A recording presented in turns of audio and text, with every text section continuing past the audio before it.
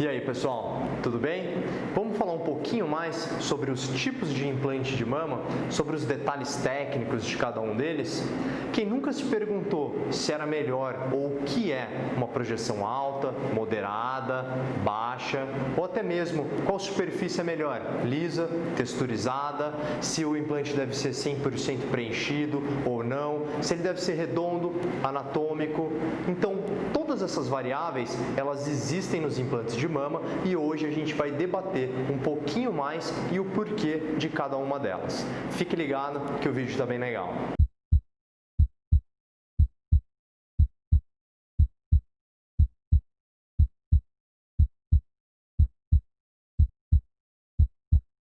Como primeiro assunto, vamos falar sobre as dimensões do implante.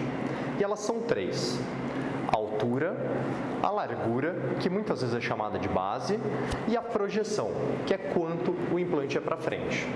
Começando pela altura e pela largura, nós vamos falar primeiro do implante redondo. No implante redondo, tanto a largura quanto a altura são iguais, por isso que a sua base ela é circular. No implante anatômico, essa base pode variar, podendo ser um pouco mais oval no sentido horizontal e um pouco mais oval no sentido vertical. Quando o sentido vertical é mais evidente, significa que a altura é um pouco maior do que a largura. E o inverso, quando o implante tem um aspecto oval um pouco mais horizontal, a largura é maior do que a altura. Quando a gente fala sobre projeção, nós queremos dizer o quanto esse implante é para frente. Diversas empresas têm uma série de nomenclaturas para classificar essa projeção. Basicamente, a gente pode falar entre baixa, moderada, alta e super alta ou ultra alta. Resumindo, quanto maior a projeção, mais para frente é o implante. E quanto menor, mais achatado ele vai ser. Continuando o assunto sobre o formato, agora a gente vai falar sobre a tomada de decisão. Quando decidir pelo implante anatômico e quando decidir pelo implante redondo. Basicamente, a colocação do implante de mama, ele serve para devolver ou acrescentar volume na mama. Quando se trata de uma mama pequena, com formato adequado, a gente opta pelo implante redondo. Por quê? A arquitetura cônica da mama está preservada e tudo que a gente quer é um aumento de toda essa arquitetura. E principalmente, nós gostamos também que esse movimento cirúrgico dê um pouco mais de colo para a mulher. Sendo assim, a escolha é o implante redondo.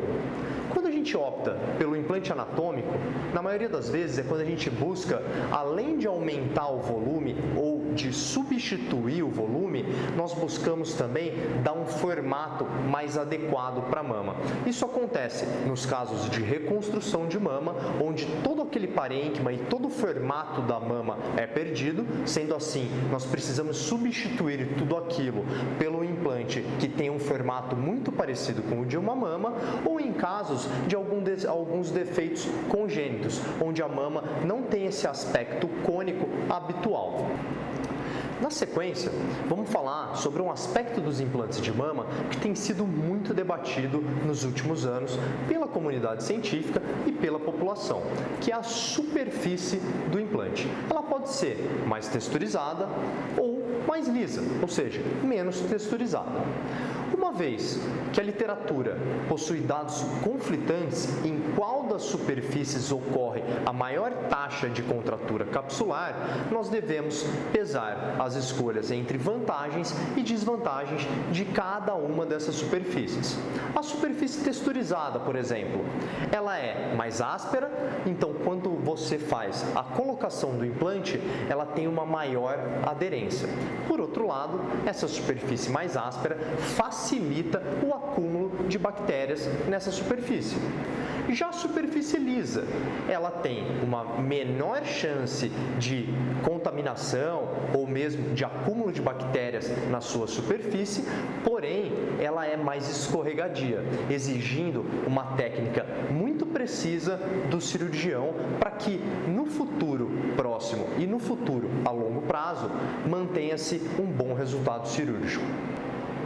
Agora, vamos falar sobre o preenchimento e a composição do implante de mama.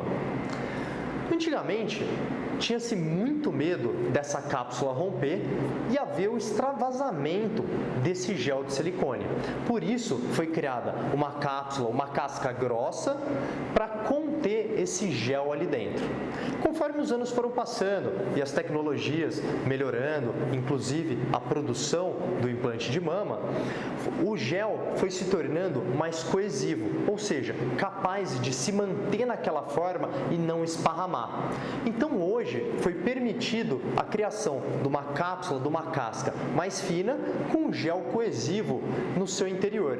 Caso ocorra a ruptura dessa cápsula ou um furo nessa casca, esse gel não extravasa, ele fica ali naquela mesma posição. A vantagem de uma casca mais fina e um maior preenchimento com gel é um toque muito mais natural no implante de mama.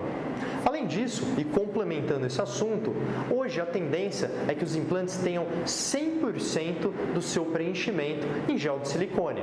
Isso faz com que haja a menor incidência de rippling.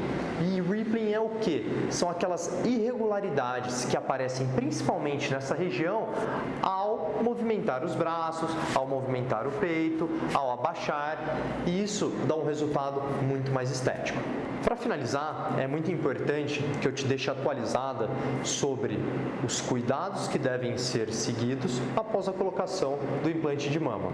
O FDA, o órgão americano responsável pela alimentação e as drogas, ele recomenda que após 3 anos da cirurgia seja realizada uma ressonância magnética dos implantes de mama.